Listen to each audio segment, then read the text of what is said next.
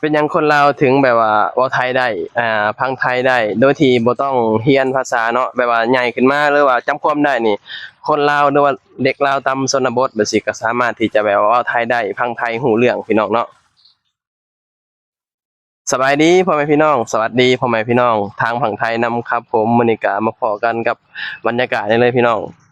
ในคลองเนาะมื้อนี้ก็รู้สึกว่าบรรยากาศค่อนข้างที่จะดีเนาะเพราะว่าเมื่อคืนนี้ฝนตกพี่น้องฝนตกเลยก็อย่างเห็นเนาะว่าบรรยากาศค่อนข้างที่จะดีมื้อนี้เฮาสิมาเว้าเรื่องที่ว่าเป็นหยังแบบว่าคนลาวหรือว่าเด็กลาวที่แบบว่าใหญ่ขึ้นมาหรือว่าจำความได้นี่สามารถที่จะเว้าไทยได้สามารถที่จะแบบว่าพังไทยรู้เรื่องเนาะเพราะว่ายังมีพี่คนไทยหลายๆคนเนาะที่แบบว่า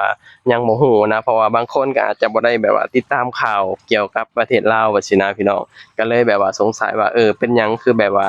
สามารถแบบว่าเว้าไทยได้พังไทยรู้เรื่องบัดซี้นะคืออยู่ลาวอะพี่น้องเนาะคือเอาจริงๆเนาะถ้าเกิดว่าอยู่ลาวอะถ้าเกิดว่าบ่ใช้เงินกีบอะในปัจจุบันนี้เนาะถ้าเกิดว่าบ่ใช้เงินกีบนี่เฮาว่าเป็นประเทศเดียวกันกับประเทศไทยแล้วพี่น้องเนาะเพราะว่าอยู่ลาวอะส่วนหลายอะ ทุกสิ่งทุกอย่างก็สิเป็นแบบว่าอ่า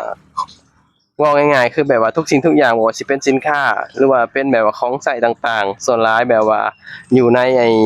อยู่ในลาวอะเนาะหรือว่าตามชนบทแบบสิก็สิมีแต่สินค้าไทยพี่น้องก็สิมีแต่แบบว่าของไทยทั้งนั้นเนาะบ่ว่าสิเป็นรถเป็นแบบว่านั่นนี่นั่นแบบสิเนาะส่วนหลายคนลาวเองก็สินิยมใช้ของไทยเนาะพี่น้องแล้วก็คนแบบว่าสังเกตเบิ่งเนาะว่า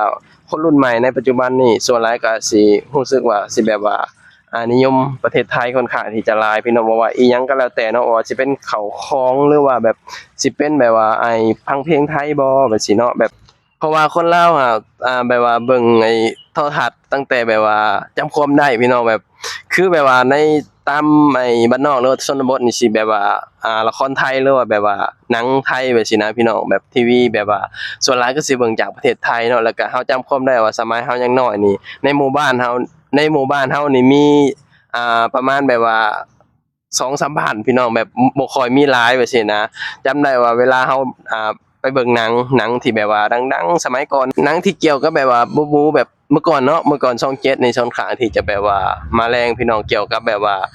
เรื่องหนังกันแบบซี้นะแบบเฮาตอนยังน้อยก็มักเบิ่งพี่น้องแล้วก็ไปเบิ่งในบ้านคนอื่นแบบซี้นะเบิ่งในเรือนคนอื่นแบบซี้ คนก็เต็มอยู่พี่น้องมันม่วนเด้มันเป็นบรรยากาศอีกแบบหนึ่งพี่น้องแบบเฮาไปเบิ่งแบบว่ามันแบบคนค่อนข้างที่จะหลายแล้วก็เวลาเฮาไปเบิ่งเนาะตอนเฮายังน้อยอะพี่น้องเพราะว่าในบ้านเฮาบ่มีทีวีแบบซี้เนาะบ่มีโทรทัศน์เวลาเฮาไปเบิ่งนี่เฮาอย่าปากเด้พี่น้องแบบต้องเงียบๆเนาะต้องแบบบ่ส่งเสียงเพราะว่าถ้าเกิดว่าส่งเสียงแล้วเจ้าของบ้านเขาสิว่าเฮาเนาะว่าอย่าเสียงดังว่าซี้นะเพราะว่าคนมันก็ค่อนข้างที่จะหลายพี่น้องเด็กน้อยอะเนาะสมัยเฮายังน้อยจำได้ ดูแบบว่าทีวีไทยแหละแบบว่าละครไทยอยู่ใช่นะแบบว่ามันเป็นหนังบู๊เลยมันค่อนข้างที่จะแบบว่าม่วนนะแล้วเฮาก็ไปเบิ่งแล้วก็เจ้าของบ้านเขาก็บอกว่าให้เสียงเบาๆเขาบ่ให้เสียงดังถ้าเกิดว่าเฮาเสียงดังนี่เขาปิดเด้พี่น้องเฮาอดเบิ่งเนาะคิดแบบตอนน้อยแบบคิดมาแล้วก็โอ้แบบตาอิแบบว่าตาหน้าสงสารเจ้าของอะนะแบบว่ามันแบบคือว่าแหละเฮาก็บ่มีอยู่สิเนาะด้วยความแบบว่ายากจนหรือว่าแบบว่ามันก็แบบเว้าง่ายคือแบบว่าความเจริญก็ยังบ่ทันเข้ามาสมัยก่อนอะนะเฮาก็ไปเบิ่งต้องไปอาศัยเบิ่งกับคนอื่นไปซี้นะพี่น้องก็รู้สึกว่าแบบว่ามันม่วนพี่น้องสมัยยังน้อยเนาะม่วนหลายเนาะก็นั่นแหละก็เฮ็ดให้แบบว่าคนลาวเองนี่ก็แบบซึมซับภาษาไทยแบบอัตโนมัติพี่น้องแล้วก็จำความได้ก็สามารถที่จะเว้าได้เนาะเพราะว่าเฮามีอยู่คลิปหนึ่งที่เฮาแบบว่าเอาลงแล้วก็มีพี่คนไทยเป็นเกี่ยวกับยูทูบแหละพี่น้องไปเที่ยวประเทศลาวนะแล้วก็ไปเจอแบบน้องๆหรือว่าเจอแบบว่า เด็กน้อยอยู่ที่สปลาวตามชนบทแบบซี้นะแบบสามารถที่จะสื่อสารกับพี่ๆคนไทยได้แล้วก็สามารถที่จะเว้าไทยได้แล้วก็สามารถที่จะพังได้แต่ส่วนหลายน่ะเด็กน้อยเขาพังรู้เรื่องทุกคนพี่น้องแต่ว่าบางคนอาจจะเว้าบ่ได้ก็คือแบบว่าบ่กล้าที่จะเว้าอะนะแต่บางคนก็กล้าที่จะแบบว่าแสดงออกแบบซี้นะแต่ถามว่าพังได้บ่พังได้เกือบทุกคนพี่น้องเพราะว่าภาษาไทยกับภาษาลาวอะใกล้เคียงกันอยู่แล้วเพราะฉะนั้นแล้วก็ อีกอย่างเฮาก็แบบเสพข่าวแบบว่าประเทศไทยอยู่แล้วว่าซี้นะก็เลยเฮ็ดให้เด็กน้อยหรือว่าคนลาวนี่สามารถที่จะแบบว่าฟังไทยได้อะนะแต่ขึ้นอยู่กับคนว่าบางคนก็อาจจะกล้าเว้ากล้าหยังแบบซี้นะกล้าแสดงออกแต่บางคนอาจจะแบบฟังรู้เรื่องแต่ว่าอาจจะแบบบ่กล้าเว้าบ่กล้าแสดงออกแบบซี้นะคือเฮาแหละตอนเฮายังน้อยเนาะ เขาจำความได้นี่เขาเกิดมาในเขาก็เบิ่งทีวีไทยแบบนี้นะแต่ว่าพังรู้เรื่องเด้พี่น้องแต่ว่าเว้าบ่ได้เหมือนแบบว่าบ่กล้าที่จะเว้านะบ่กล้าที่จะแสดงออกเพราะว่าบางคนอาจจะแบบว่าย่านแบบว่าออกเสียงบ่ถูกหั้นนะแต่ว่าพังรู้เรื่องอยู่แล้วคืออย่างเขาเว้าว่าภาษาไทยกับภาษาลาวอะใกล้เคียงกันหลายพี่น้องเนาะก็เลยเฮ็ดให้แบบว่าคนลาวแบบว่าตามบ้านนอกหรือว่าไอ้เด็กน้อยแบบนี้นะก็สามารถที่จะแบบว่าเว้าไทยได้โดยที่แบบบ่ได้เรียนพี่น้องเนาะบ่ได้เรียนบ่ได้อิหยังก็สามารถที่จะแบบเว้าไทยได้แบบสบายๆไปซี้นะคืออย่างเขาเว้าเนาะว่าคนลาวก็เสพข่าวจากฝั่งไทยค่อนข้างที่จะแบบโอ้หลายเลยแหละพี่น้องโดยเฉพาะคนรุ่นใหม่ในปัจจุบันนี้เนาะคือแบบติดแบบว่าถือว่าแบบคือแบบเกือบทุกคนน่ะพี่น้องสังเกตเบิ่งว่าเฮาสังเกตเบิ่งเนาะว่าเด็กน้อยอะในแบบว่าหมู่บ้านเฮาตามชนบทจังซี่ขนาดแป้นพิมพ์นี่แป้นพิมพ์ในโทรศัพท์นี่ก็ยังเป็นภาษาไทยเลยพี่น้องเนาะ คือแบบมันเป็นแบบนั้นเนาะแต่ว่าก็ใช้แบบสลับกันนั่นแหละเหมือนแบบว่าไอ้คนไทยใช้ภาษาอังกฤษกับภาษาไทยแบบนี้นะก็คือคนลาวเองคือกันคนลาวก็ใช้ไอ้ภาษาอังกฤษแล้วก็ใช้ภาษาไทยภาษาลาวสามภาษาพี่น้องก็ประมาณนั้นแหละเนาะก็เลยเฮ็ดให้คนลาวเองก็บ่ต้องแบบไปเรียนอิหยังมากมายกับแบบว่าภาษาไทยแบบนี้นะก็สามารถที่จะสื่อสารกับพี่ๆคนไทยได้ฟังไทยรู้เรื่องเนาะเบิ่งข่าวแบบนี้นะก็สบายพี่น้องเนาะก็บ่ได้มีอิหยังแบบว่าต้องแบบไปเรียนไปหยังเนาะสังเกตเบิ่งว่า เวลาแบบว่าพี่ๆคนไทยไปเที่ยวก็บ่ค่อยที่จะมีแบบว่ามีไกด์มีหยังแบบสินำเที่ยวส่วนหลายก็สิไปเที่ยวโดยตนเองโดยเฉพาะไอ้พี่ๆแบบ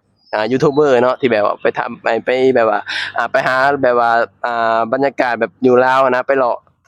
บรรยากาศอยู่ที่ประเทศลาวไปซี้นะพี่ๆยูทูบเบอร์ก็ไปค่อนข้างที่จะหลายพี่น้องไปก็โดยที่จะไปแบบว่าบ่ต้องแบบมีหยังแบบซี้นะไปตัวคนเดียวก็ได้นะไปลาวอะระหว่างไทยกับลาวอะพี่น้องคือเฮามาประเทศไทยแล้วเฮามาตัวคนเดียวก็ได้บ่ต้องแบบ เฮาบ่ต้องมีล่ามบ่ต้องมีไผพามาเฮาก็สามารถที่จะมาได้บ่แปลกบ่ต่างกับพี่ๆคนไทยเนาะที่แบบว่าไปเที่ยวลาวไปหยังแบบซี้นะไปหาเลาะเบิ่งบรรยากาศแบบบ้านๆแบบซี้นะก็แบบบ่ต้องมีแบบล่ามบ่ต้องมีไผแปลภาษาเพราะภาษาไทยกับภาษาลาวก็ใกล้เคียงกันเนาะบางคนน่ะมีพี่ๆคนไทยเนาะเป็นเกี่ยวกับยูทูบเบอร์แหละพี่น้องก็ไปลาวบ่อยก็จนแบบว่าบางคน เว้าสามารถที่จะเว้าลาวได้อยู่นะเพราะว่าบางคนอาจจะบ่แม่นคนภาคอีสานจั่งซี้แต่คนภาคอีสานแน่นอนอยู่แล้วกับภาษา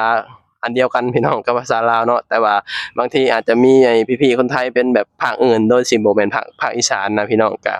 ไปบ่อยจนแบบว่าเว้าสามารถเว้าลาวได้นะมันเว้าง่ายพี่น้องภาษาไทยกับภาษาลาวมันใกล้เคียงกันอยู่แล้วนะก็เลยเฮ็ดให้แบบคนลาวนี่ก็แบบว่ามีความโชคดีตรงที่ว่าสามารถที่จะแบบว่า